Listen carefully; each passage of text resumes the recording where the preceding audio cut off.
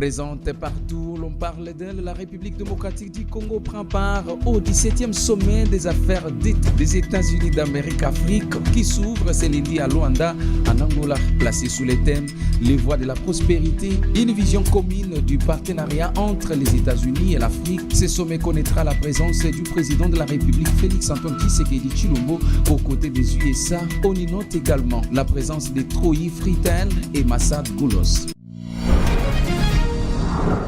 Les grands marchés Zando sera livré au public dans un délai de 4 mois. Les assurances ont été données par le chef de l'exécutif provincial, Daniel Goumba, après une visite d'inspection conjointe avec le membre du gouvernement provincial et de l'Assemblée provinciale de Kinshasa sur les sites du 10 marchés.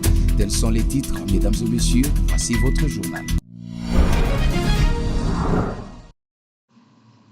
Et comme annoncé dans le sommaire, la République démocratique du Congo prend part au 17e sommet des affaires des États-Unis d'Amérique-Afrique qui s'est ouvert ce lundi à Luanda.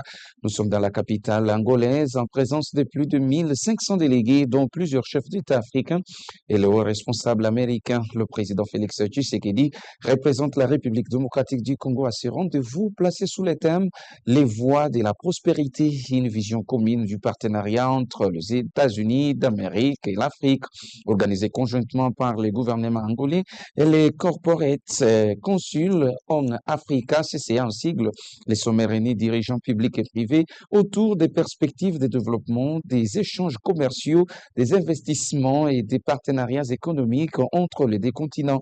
Parmi les participants figurent plusieurs chefs d'État et premiers ministres africains, notamment ceux du Botswana, du Burundi, du Cap-Vert, du Gabon, de l'Éthiopie, de la Mauritanie, de la Namibie, des Sao Tomé et Principe, et Swatini et de la République centrafricaine. Le président angolais João Lourenço, hôte du sommet, y joue un rôle central à quelques mois de sa présidence de l'Union africaine. La délégation africaine est composée de responsables clés impliqués dans les relations bilatérales et régionales sur les continents. Elle prend notamment Troy Fritel, haut responsable du bureau des affaires africains au département d'État d'Amérique, et à Massad Boulos, conseiller principal à la Maison-Blanche pour l'Afrique. Parlons diplomatie dans cette édition du journal. Lors de la 48e édition du Conseil des ministres tenu à Kinshasa, le président de la République démocratique du Congo, Félix-Antoine Tshisekedi, a exhorté les gouvernements à renforcer le mécanisme de contrôle de documents, des titres de voyage à travers tous les territoires nationaux. Cette mesure, selon le chef de l'État congolais, s'inscrit dans une stratégie globale de lutte contre le terrorisme. Regardez l'extrait du Conseil des ministres avec Noëlla Ghetto, ministre de la Jeunesse. Le gouvernement américain a interdit aux ressortissants de 12 pays l'entrée aux États-Unis pour protéger le pays de terroristes étrangers, selon un document publié le mercredi 4 juin par la Maison-Blanche. Par ailleurs, un groupe de 7 pays, dont plusieurs en Afrique, se voit imposer des restrictions partielles de visa. Au regard des dernières mesures annoncées par les États-Unis d'Amérique, classant la République démocratique du Congo parmi les pays de la zone jaune, avec un délai de 60 jours pour corriger des faiblesses dans les systèmes de contrôle de documents ou coopération dans les procédures de retour. Le président de la République a insisté sur la nécessité de prendre des mesures correctives, concrètes, pour éviter les risques de voir notre pays basculer vers une interdiction totale de visa américain. Ce qui pourra affecter naturellement les échanges universitaires, la mobilité estudiantine et le développement économique. Au regard de ce qui précède, il a appelé une mobilisation gouvernementale rapide et crédible pour éviter des conséquences diplomatiques et économiques lourdes. Dès lors, sous la supervision de la Première ministre, le président de la République a engagé le vice-premier ministre, ministre de l'Intérieur, Sécurité, Décentralisation et Affaires coutumières, la ministre d'État, ministre des Affaires étrangères, Coopération internationale et francophonie, ainsi que tous les services concernés à prendre des mesures idoines ci-après. Renforcer la sécurité et la fiabilité des documents d'identité et passeports, avec des normes biométriques et anti-falsification. Améliorer la lutte contre la fraude au visa à travers notamment la vérification rigoureuse, les bases de données sécurisées et la coordination diplomatique.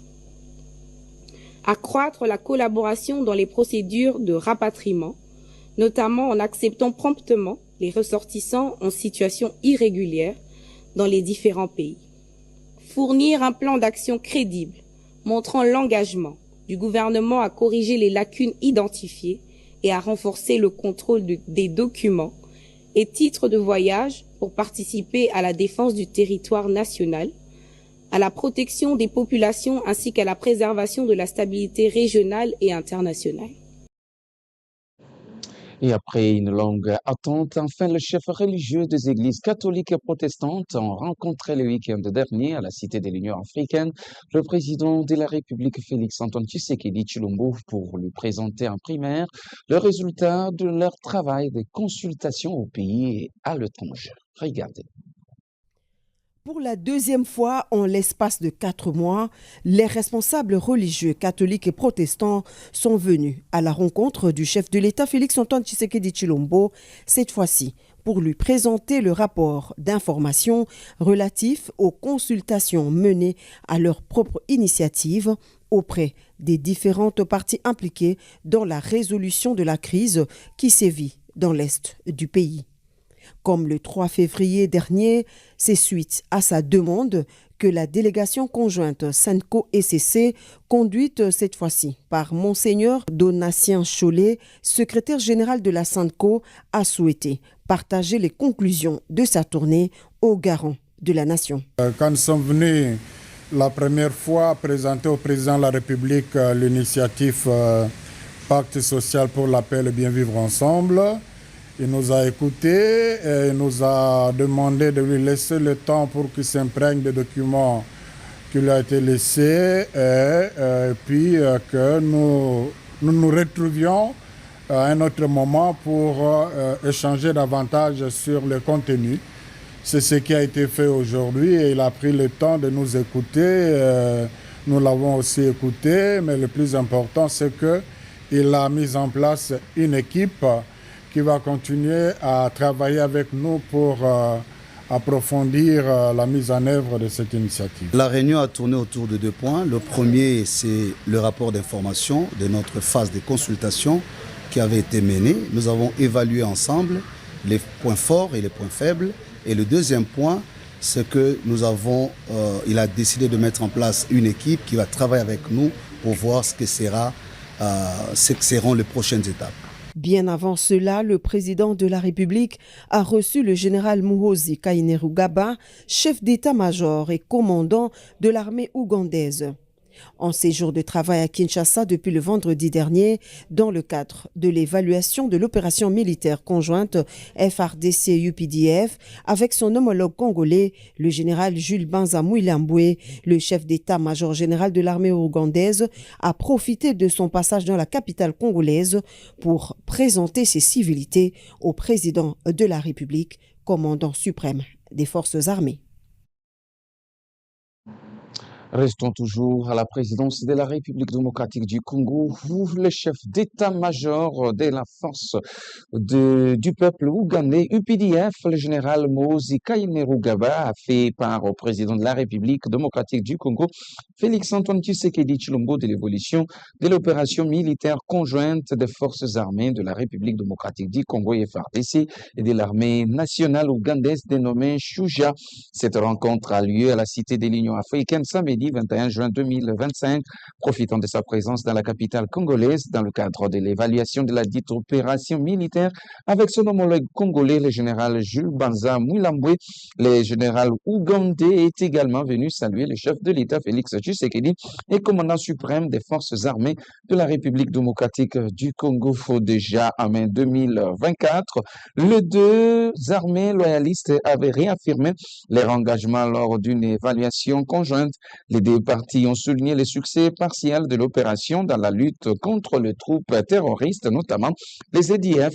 En septembre 2024, cette opération conjointe a permis de détruire une base importante des EDF entre les villages de 47 et Kota-Okola, près de Mamov. Et dans l'est du pays, en Ituri, 3 militaires des FARDC, dont des officiers supérieurs, ont écopé de peine allant d'1 an en 5 ans de servitude pénale pour violation des consignes et évasion de détenus ainsi que la perte d'armes de guerre. La décision a été rendue publique par la cour militaire de cette province le week-end dernier. Reportage avec Rit Mango sur place. Dans son arrêt rendu ce vendredi, la Cour militaire de l'Ituri siégeant en matière répressive au premier degré a condamné les colonels Bouchoukouni Jeff, poursuivi pour violation de consignes et évasion de détenus, ainsi que le major Abimana Mouvouni Isaac, poursuivi pour perte d'armes de guerre à Komanda, en territoire du Roumou, à des peines allant d'une année à 5 ans de servitude pénale. Pour les prévenus, colonel Bouchoukoundou Matembela Jeff les condamne avec admission de circonstances atténuantes liées à sa délinquance primaire et au service rendu aux FARDC. À 5 ans de servitude pénale principale pour violation des comptes. À 5 ans de servitude pénale pour avoir forcé la consigne. Les applications de l'article 7 du Code pénal militaire les condamnent à la peine la plus forte qui est celle de 5 ans de servitude pénale principale. Revenu Major Abiman les condamne avec admission de larges circonstances atténuantes relatives à sa coopération avec la justice, l'a servi dans les FARDC pendant 47 ans sans être reproché de quoi que ce soit, c'est un délinquant primaire.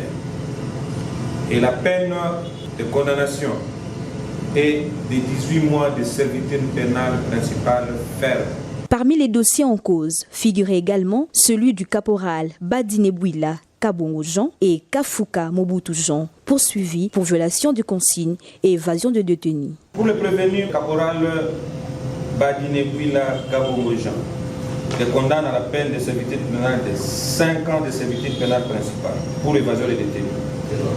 Quant au prévenu caporal Kafuta Mobutu Jean, à la question de savoir si le prévenu est coupable de prévention mise à sa charge, la Cour répond à la majorité des voix des membres de sa composition par non. La acquitte et le renvoi de fin de toute poursuite sans frais. En cette période, l'état des sièges, la lutte contre l'indiscipline au sein de forces armées est démise, car la pitié ne fait pas la force d'une armée. L'objectif de cette série d'audiences est de lutter efficacement contre les antivaleurs auxquelles se livrent certaines brebis égarées au rang des FARDC. Souhait ardent du chef de l'État, Félix Antoine Tshisekedi Tshilombo, imprimé en Ituri par le lieutenant-général Boyanka Chamadjoni, gouverneur militaire. Gardez à vous, une tour à gauche. Et le même samedi 21 juin 2025, le gouvernement congolais et la Banque mondiale ont conclu 2 accords de financement portant sur 5 projets majeurs, dont la construction du barrage hydroélectrique d'Inga 3, évalué à près de 2 milliards de dollars américains. Ces accords s'inscrivent dans la mise en œuvre du programme d'action du gouvernement porté par le président de la République, Félix Tshisekedi. Il concrétise plusieurs engagements, notamment dans le cadre du pilier 1 relatif à la création d'emplois et à la protection du pouvoir d'achat de ménages, notamment par la stabilisation du taux d'échange, ainsi que le pilier 5 dédié au renforcement de l'efficacité des services publics à travers une meilleure gouvernance et des investissements ciblés dans les secteurs prioritaires.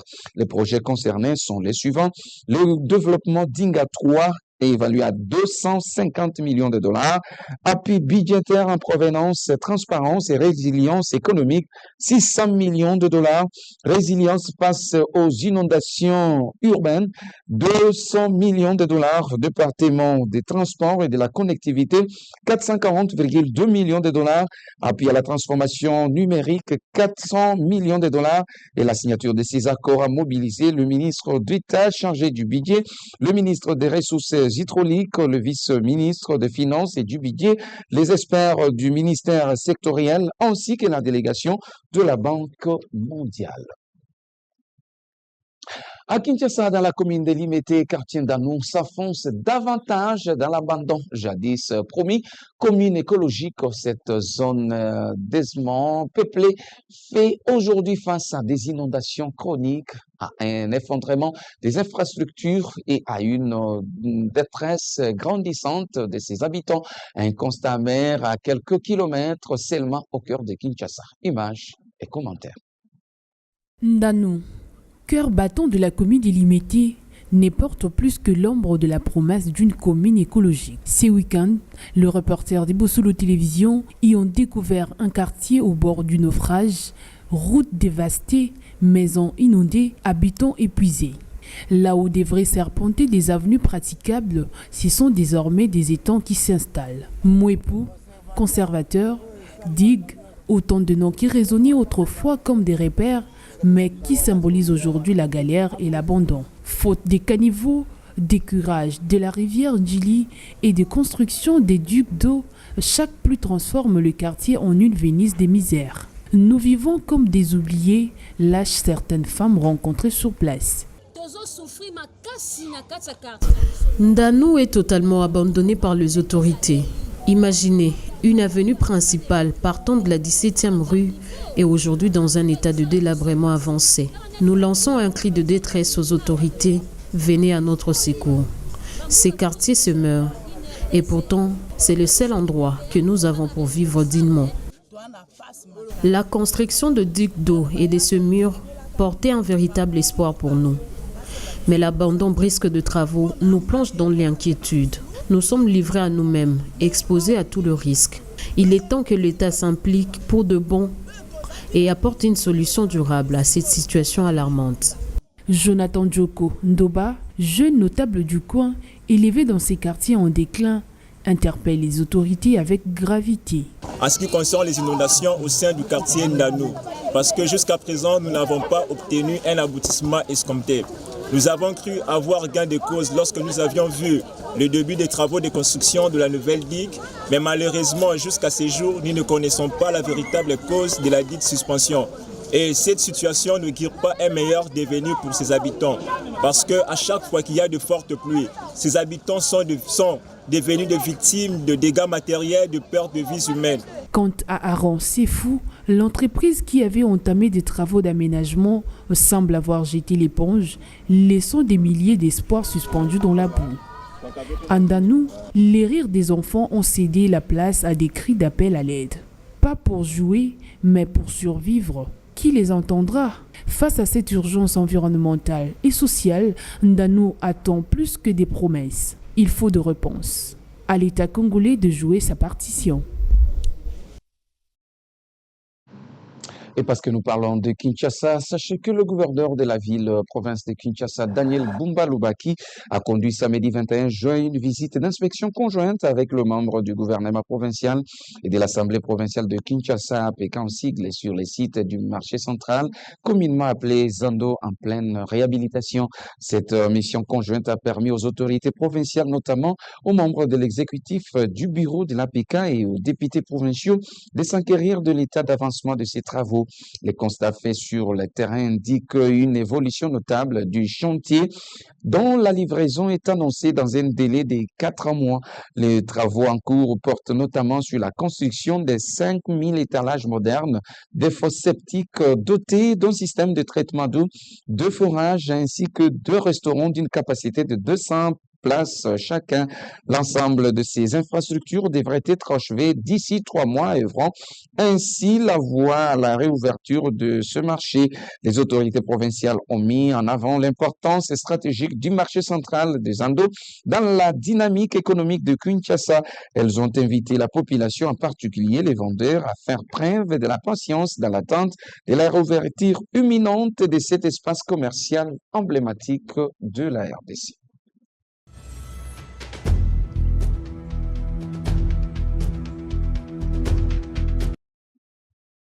Et au-delà de nos frontières, dimanche 22 juin, les États-Unis ont officiellement rejoint Israël dans sa guerre contre l'Iran en lançant plusieurs frappes ciblées contre les sites nucléaires iraniens. Cette opération d'envergure menée en coordination avec Tel Aviv vivait notamment les installations de Fordo, Nathan et Isfahan.